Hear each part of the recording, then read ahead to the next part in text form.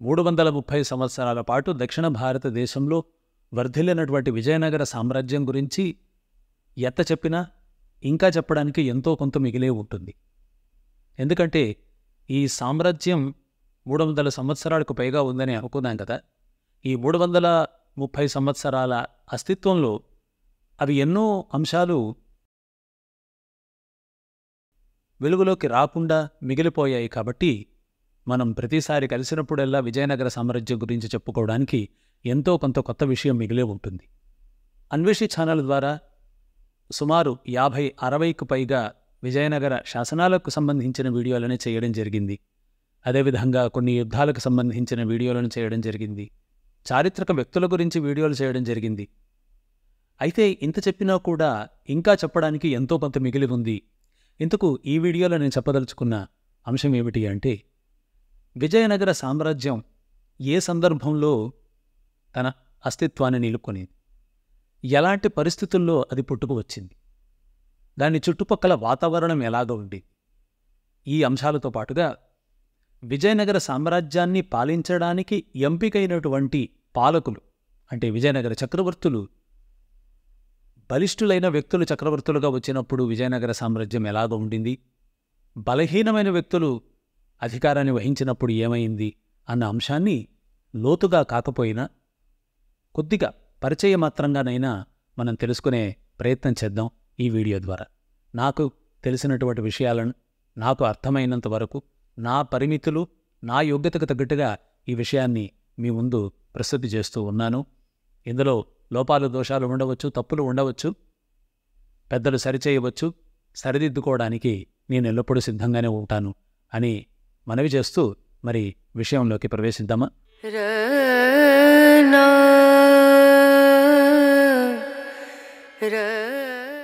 విజయనగర సామ్రాజ్యం యొక్క కీలకమైన అంశాలను అర్థం చేసుకోవాలి అంటే మొదట మనం ఆ సామ్రాజ్యం యొక్క వ్యాప్తిని అంటే ఆ వైశాల్యాన్ని గుర్తించాల్సి ఉంటుంది.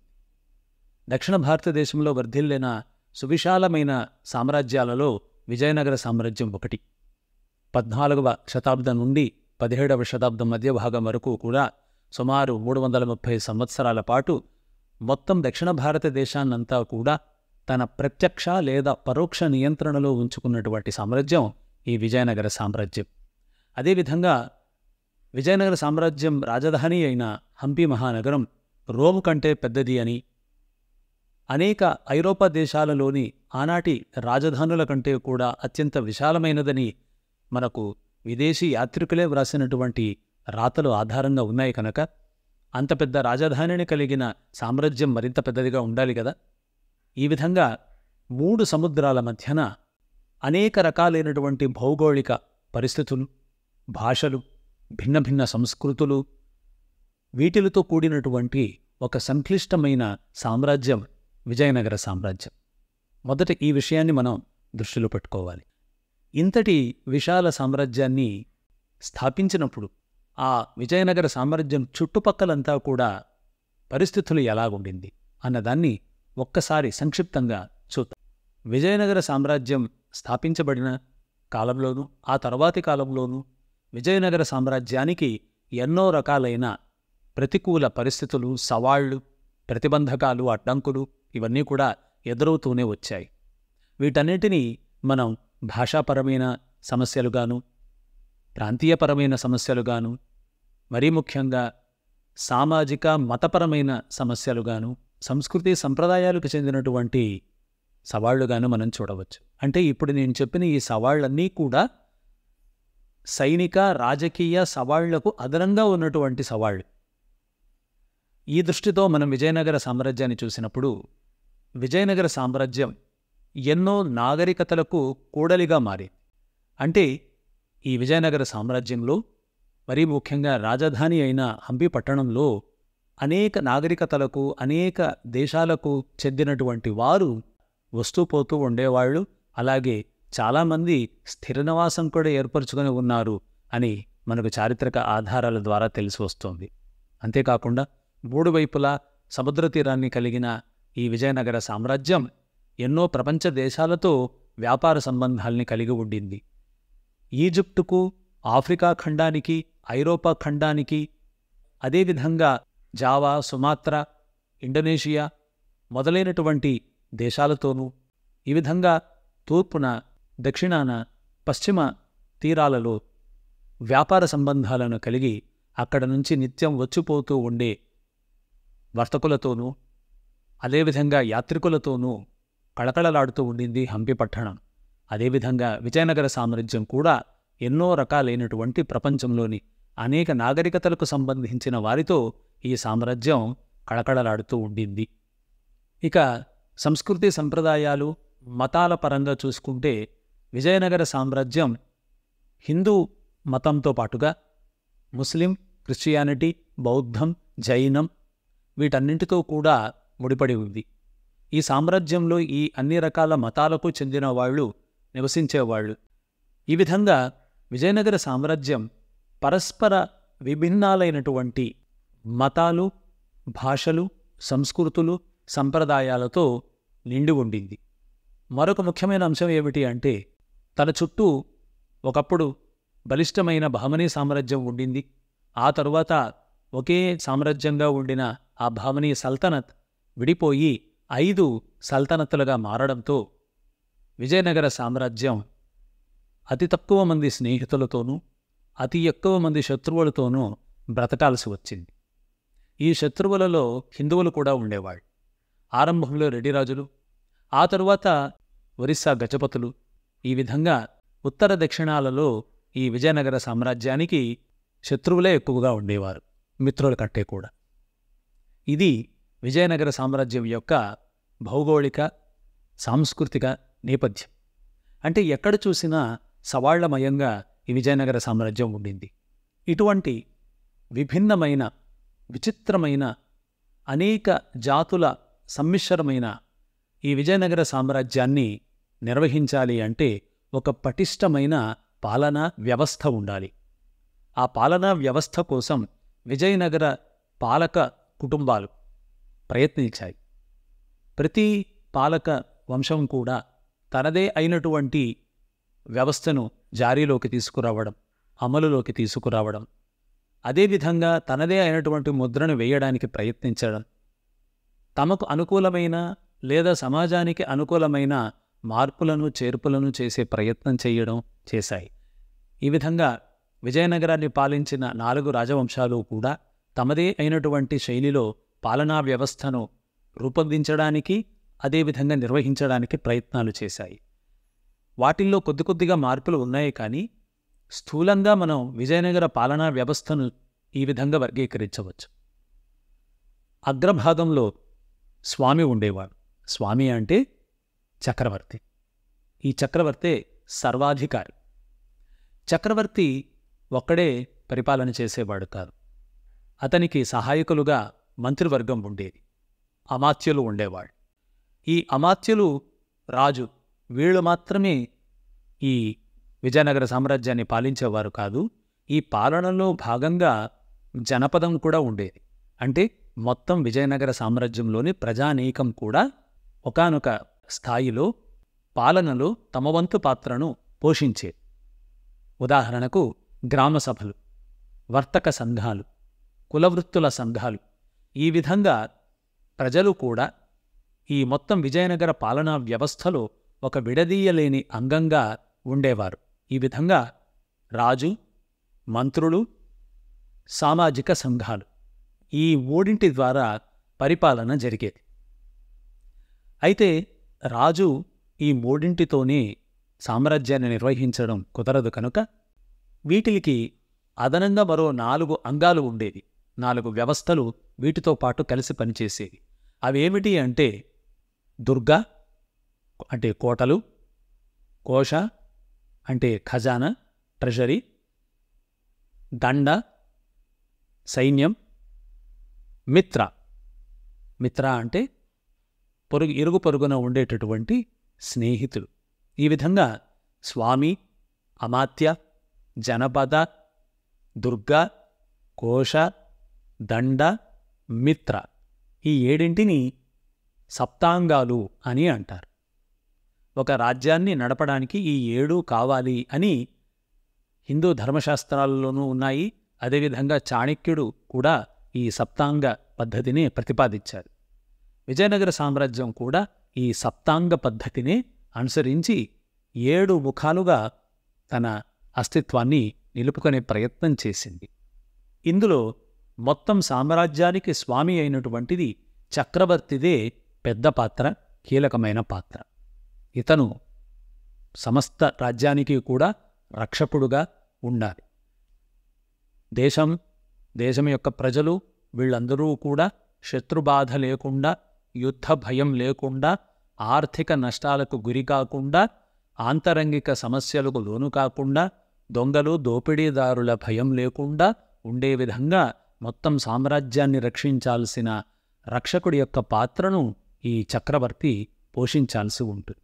అక్కడితోనే చక్రవర్తి బాధ్యత ముగిసిపోలేదు. దీనికి అదనంగా స్వధర్మ పరిపాలకుడిగా కూడా ఉండాలి. అంటే అధికారయుతమైన ధర్మం కావచ్చు, లేదా మతపరమైన ధర్మం కావచ్చు, ఏదైనా సరే తాను ఏది నమ్ముకుని ఉన్నాడో ఆ స్వధర్మాన్ని పరిపాలన చేసేవాడుగా ఈ చక్రవర్తి ఉండాలి. అలాగే ఇతను దండధరుడు. దండధరుడు అంటే ఎలాగైతే యమధర్మరాజును దండధర అని పిలుస్తారో, అంటే నియమాలు ఉంటాయి కదా, సామ్రాజ్యం నడవడానికి, సమాజం సక్రమంగా ఉండడానికి నియమాలు ఉంటాయి కదా, నీతి నియమాలు. ఈ నీతి నియమాలను సక్రమంగా అమలు చేసే దండధారిగా చక్రవర్తి ఉండాలి. మరొక మాటలో చెప్పాలి అంటే దండధారి అంటే ఇతనే న్యాయాధికారి. ఇతను తన రాజ్యంలోనూ సమాజంలోనూ న్యాయం 4 పాదాలుగా నడిచేటట్టుగాను, అన్యాయం అనేది లేకుండా ఉండేటట్టుగాను చూడాల్సిన బాధ్యత ఈ చక్రవర్తి పైన ఉంది. అందుకే ఇతన్ని దండధర అని పిలుస్తారు కూడా. ఈ 3 అదనపు బాధ్యతలతో పాటుగా 4వ బాధ్యత ఉంది. అదే ధర్మకర్త. అంటే అన్ని రకాలైనటువంటి ఆధ్యాత్మిక విషయాలను పోషించాల్సిన బాధ్యత ఈ చక్రవర్తి పైన ఉంది. అంటే గుడులు, గోపురాలు, మఠాలు, సన్యాసులు, పరివ్రాజకులు, ఇటువంటి వారినందరినీ కూడా పోషించి కాపాడి సంరక్షించాల్సిన బాధ్యత ఈ చక్రవర్తి పైన ఉంది. ఏ గుడిలో కూడా ధూపదీప నైవేద్యాలకు లోటు రాకుండా ఉండే విధంగా ఆ ఆర్ష ధర్మాన్ని, వైదిక ధర్మాన్ని ఇతను నడిపించుకుంటూ పోవాలి. ఈ విధంగా విజయనగర చక్రవర్తి కేవలం అధికారాన్ని అనుభవించడానికి, సుఖాలను భోగించడానికి, కేవలం భౌతికమైన ఆనందంలో మునిగి తేలడానికి మాత్రమే బద్ధుడు కాదు. ఇతనికి ఆధ్యాత్మికపరమైన బాధ్యతలు కూడా ఉన్నాయి. సమాజానికంతా కూడా తండ్రి స్థానంలో ఉంటూ, న్యాయాధికారిగా ఉంటూ, ధర్మాధికారిగా ఉంటూ, ఆ న్యాయం ధర్మం తప్పనిసరిగా తను పాటిస్తూ, ప్రజల చేత పాటింపజేస్తూ ఈ సామ్రాజ్యాన్ని సుభిక్షంగాను సురక్షితంగాను ఉంచాల్సినటువంటి మహత్తరమైన బాధ్యతను విజయనగర సామ్రాజ్య చక్రవర్తికి ఇచ్చింది ఆనాటి వ్యవస్థ. ఇతను అమాత్యులు, సైనికులు వీళ్ళందరి సహాయంతోనూ, మరీ ముఖ్యంగా జనపదం యొక్క సహాయంతో ఈ సామ్రాజ్యాన్ని నిర్వహించాలి అని. ఈ విధంగా ప్రాచీన భారతీయ తత్వచింతనలో భాగమైన సప్తాంగాలతో కూడిన రాజ్య నిర్వహణ అనే పద్ధతిని మనం విజయనగరంలో స్పష్టంగా చూడవచ్చు. ఇది 2వ అంశం. అయితే ఇదంత సులభమైనటువంటి కార్యంగా ఉండింది కాదు. అంటే రాజ్య నిర్వహణ, మరీ ముఖ్యంగా విజయనగర రాజ్య నిర్వహణ అనేటటువంటిది నల్లేరుపైన నడకలాగా ఉండింది కాదు. ఎందుకంటే విజయనగర సామ్రాజ్యం అనేది ఒక తేనె తుట్టె లాంటిది. ఎక్కడ ఒక చిన్న రాయి తగిలినా కూడా ఆ తేనెటీగలు జుమ్మని పైకి లేస్తాయి, కుట్టి హింసిస్తాయి. ఆ విధంగా ఈ విజయనగరం అనే తేనె తుట్టెను కదిలించకుండా అందులో నుంచి తేనెను మాత్రమే పిండుకోవడం అనేది రాజుకు ఉన్నటువంటి ప్రధాన కర్తవ్యం. అది ఎంత కష్టమైందో మనం ఒక్కసారి ఆలోచిస్తే తెలుస్తుంది. ఎందుకు విజయనగరాన్ని తేనెతుట్టతో పోల్చానంటే, ఇంతకుముందు ప్రారంభంలోనే నేను చెప్పినట్టుగా విజయనగర సామ్రాజ్యం అనేది వివిధ మతాలు, వివిధ రకాలైన సంప్రదాయాలు, ఆచార వ్యవహారాలు, అనేక రకాలైనటువంటి నాగరికతలు, భాషలతో కూడిన ఒక సంకీర్ణమైన వ్యవస్థ విజయనగర సమాజం. రాజు తన స్వధర్మాన్ని పాటిస్తూనే పరధర్మాన్ని కూడా కాపాడాల్సిన ఒక బాధ్యతను కలిగి ఉన్నాడు విజయనగర చక్రవర్తి. కనుక నేను నా స్వధర్మాన్ని పాలిస్తాను, పరధర్మాలన్నింటినీ కూడా నాశనం చేస్తాను అనే ఆలోచన విజయనగర చక్రవర్తికి రాకూడదు అని ఆనాటి వ్యవస్థ అతన్ని అలా విధంగా బంధించింది. అలాగా విజయనగర సామ్రాజ్యం అనే ఒక తేనెతుట్టెను ఏమాత్రం చెదరనివ్వకుండా అందులో నుంచి తేనెను మాత్రమే తీసుకునే ప్రయత్నం చేయాల్సిన ఈ విజయనగర చక్రవర్తి పరిస్థితి మనం అనుభవిస్తేనే గానీ అర్థం చేసుకోలేము అని నాకు అనిపిస్తుంది. ఎందుకు ఇది తేనెతుట్టగా ఉండింది విజయనగర సామ్రాజ్యం అని అంటే, ఈ విధంగా కొన్ని కారణాలను నేను అర్థం చేసుకున్నంత వరకు నాకు తెలిసిన కారణాలను మీ ముందు ఉంచే ప్రయత్నం చేస్తాను. ఈ విజయనగర సామ్రాజ్యాన్ని తేనెతుట్టతో నేను పోల్చడానికి 3 ప్రధానమైన కారణాలను నేను తీసుకున్నాను. అవేమిటో ఇప్పుడు మీరు తెరపైన చూడొచ్చు. ఆ 3 కారణాలు ఏమిటి అంటే, 1 విజయనగర సాంఘిక పరిస్థితులు, 2వది విజయనగర రాజకీయ పరిస్థితులు, 3వది విజయనగర ఆర్థిక వ్యవస్థ. విజయనగర సాంఘిక పరిస్థితుల్లో తీసుకుంటే ఇంతకుముందు నేను మీకు మనవి చేసినట్టుగానే విజయనగర సామ్రాజ్యం అనేది ఒకే మతానికి చెందిన వ్యక్తులతో నిండింది కాదు. విజయనగర సామ్రాజ్యంలో మీకు ఇతర మతాలకు చెందిన పౌరులు కూడా ఉండేవారు. ముస్లింలు ఉండేవారు, క్రిస్టియన్స్ ఉండేవారు, బౌద్ధులు, జైనులు, జొరాస్ట్రియన్లు, ఈ విధంగా అనేక రకాలైన మతాలకు సంప్రదాయాలకు చెందిన వారు ఈ విజయనగర సామ్రాజ్యంలో ఉండేవారు. ఒక్కొక్కసారి ఈ మతాల మధ్య ఘర్షణ జరుగుతూ ఉండేది. అంటే ఈ మతాలను అనుసరించే ప్రజల మధ్య ఏదో ఒక కారణం చేత ఎంతో కొంత ఘర్షణ అనేది జరుగుతూ ఉండింది.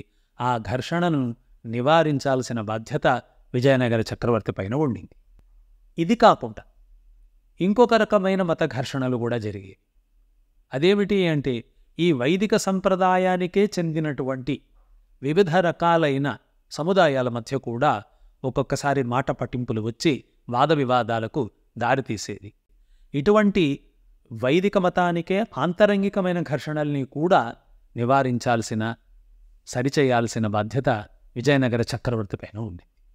ఇది సాంఘిక పరిస్థితి. ఇక 2వది అంటే విజయనగర రాజకీయ సైనిక పరిస్థితులు. ఈ రాజకీయ సైనిక పరిస్థితులు ఏమిటి అంటే, ఇరుగు పొరుగు రాజ్యాలతో విజయనగరానికి ఉన్న సంబంధాలు. నేను మొదట్లోనే మీకు విన్నవించినట్టుగా విజయనగరానికి స్నేహితులు తక్కువగా ఉండేవాళ్ళు, శత్రువులే ఎక్కువగా ఉండేవాళ్ళు. కనుక శత్రువులే ఎక్కువగా చుట్టూ నిండుకొని ఉన్న ఈ భౌగోళిక రాజకీయ పరిస్థితుల్లో విజయనగర సామ్రాజ్యం యొక్క అస్తిత్వాన్ని నిలపాల్సినటువంటి బృహత్తరమైన బాధ్యత విజయనగర పాలకుడి పైన ఉంది. ఈ రాజకీయ సైనిక పరిస్థితులు అంటే యుద్ధాలు, సంధులు, గూఢచర్యం, ఇవన్నీ రాజకీయ సైనిక పరిస్థితులలోకి వస్తాయి. మనకు విజయనగర సామ్రాజ్యం యొక్క కాలావధి నిండుగా అనేక యుద్ధాలు జరిగిన విషయాలు మనం ఎన్నోసార్లు చూశాం కదా. ఇటువంటి అస్థిరమైన రాజకీయ పరిస్థితుల మధ్య, అస్థిరమైనటువంటి ఆంతరంగిక సామాజిక స్థితిగతుల మధ్య రాజ్యాన్ని ఒక త్రాటిపైన నడిపించాల్సిన సవాలు విజయనగర చక్రవర్తికి ఉండింది. ఇక 3వది ఆర్థిక వ్యవహారం. ఇందులో నాకు తెలిసి విజయనగరం ఎప్పుడూ కూడా పెద్దగా సవాళ్లను ఎదుర్కోలేదు. ఎందుకంటే ప్రపంచంలోని అత్యంత సంపద్భరితమైన రాజ్యాలలో విజయనగర సామ్రాజ్యం కూడా ఒకటి. కనుక నాకు తెలిసి విజయనగర సామ్రాజ్య పాలకులు ఆర్థికపరమైన నష్టాన్ని ఎదుర్కొన్న సందర్భాలు చాలా తక్కువ అని చెప్పొచ్చు ఇతర రాజ్యాలతో పోలిస్తే. కాబట్టి వీరి ఆర్థిక వ్యవస్థ బలంగానే ఉండింది. చివరిలో తాళికోట యుద్ధం తరువాత కొంత కష్టాలను ఎదుర్కొన్నట్టుగా మనకు కనబడుతుంది. కానీ ఆరంభంలో సుమారు 200కు పైగా సంవత్సరాల పాటు విజయనగర సామ్రాజ్యం ఆర్థికంగా సుస్థిరంగానే ఉండింది, అతి తక్కువ సవాళ్లను ఎదుర్కొనింది అని మనం చెప్పవచ్చు. మరొక్క భాగంలో మీ ముందుకు తీసుకొస్తాను. ఇంతసేపు ఈ కార్యక్రమాన్ని ఓపికగా చూసి ఈ విషయాలను తెలుసుకునే ప్రయత్నం చేసిన మీ అందరికీ కూడా నా కృతజ్ఞతలు తెలియజేసుకుంటూ సెలవు తీసుకుంటున్నాను. నమస్తే. పన్నులు ఏ విధంగా వేసేవారు, లేదా వేసిన పన్నులను ఏ విధంగా రద్దు చేసేవారు, ఉన్న పన్నులను ఏ విధంగా తగ్గించేవారు, ఒకవేళ పన్నులు ఎక్కువైతే ప్రజలు ఏ విధంగా తిరగబడేవారు, ఏ విధంగా తమకు కావలసిన దాన్ని తిరుగుబాటు ద్వారా, శాంతియుతమైన తిరుగుబాటు ద్వారా సాధించుకునేవారు అనే అంశాలన్నింటినీ కూడా న్యాయ విజయ అన్న ఒక కార్యక్రమంలోనూ, అదేవిధంగా విజయనగర శాసనాల ద్వారా ప్రజలు ఏ విధంగా పన్నులను రద్దు చేయించుకున్నారు, ఏ విధంగా కొన్ని వర్తక సంఘాలు పన్నులను తగ్గించుకున్నాయి, ప్రజలు ఏ విధంగా తమలో ఉన్నటువంటి కొన్ని ఆచారాలను, దాని ద్వారా కలుగుతున్న ఆర్థిక నష్టాన్ని, ఉదాహరణకు కన్యాశుల్కం 1424లో రెండవ దేవరాయల పాలనా కాలంలో ఏ విధంగా ప్రజలే ఆ కన్యాశుల్కాన్ని రద్దు చేస్తూ తీర్మానం చేశారు అనేటటువంటి సామాజిక ఆర్థిక అంశాలకు సంబంధించినటువంటి కొన్ని వీడియోలను మేము ఇదివరకు చేశాము. ఆ వీడియోలను మా ప్లేలిస్ట్లో మీరు చూడవచ్చు. ఈ విధంగా సామాజిక సవాళ్లు, రాజకీయ సైనిక సవాళ్లు, ఆర్థిక సవాళ్లు అనే 3 రకాలైనటువంటి సవాళ్లతో నిండిన తేనెతుట్ట లాంటి విజయనగర సామ్రాజ్యాన్ని విజయనగర పాలకుడు నిర్వహించాల్సి ఉంది. ఇంతటి కీలకమైన విజయనగర పాలకుడిని ఆ కాలంలో ఏ విధంగా ఎన్నుకునేవారు అనే ఆసక్తికరమైన అంశాన్ని మరొక్క భాగంలో మీ ముందుకు తీసుకొస్తాను. ఇంతసేపు ఈ కార్యక్రమాన్ని ఓపికగా చూసి ఈ విషయాలను తెలుసుకునే ప్రయత్నం చేసిన మీ అందరికీ కూడా నా కృతజ్ఞతలు తెలియజేసుకుంటూ సెలవు తీసుకుంటున్నాను. నమస్తే. ఈ కార్యక్రమం మీకు నచ్చినట్టయితే, ఇందులో ఉన్న అంశాలు నలుగురు తప్పనిసరిగా తెలుసుకోవాలి అని అనిపిస్తే దయచేసి ఇతరులతో పంచుకోండి. పంచుకోవడం ద్వారా మరింత మందికి నిజమైన చరిత్ర ఏమిటో సులభంగా తెలిసే అవకాశం ఉంది. ఈ వీడియోను పంచుకోవడం మా ఛానల్ యొక్క ప్రచారం కోసం కాదు, మన నిజమైన చరిత్రను నలుగురికి చేరవేయడం కోసం. ఇందుకు మీరందరూ సహకరిస్తారని ఆశిస్తూ సెలవు తీసుకుంటున్నాను. మీ కడప రఘుత్తమరావు.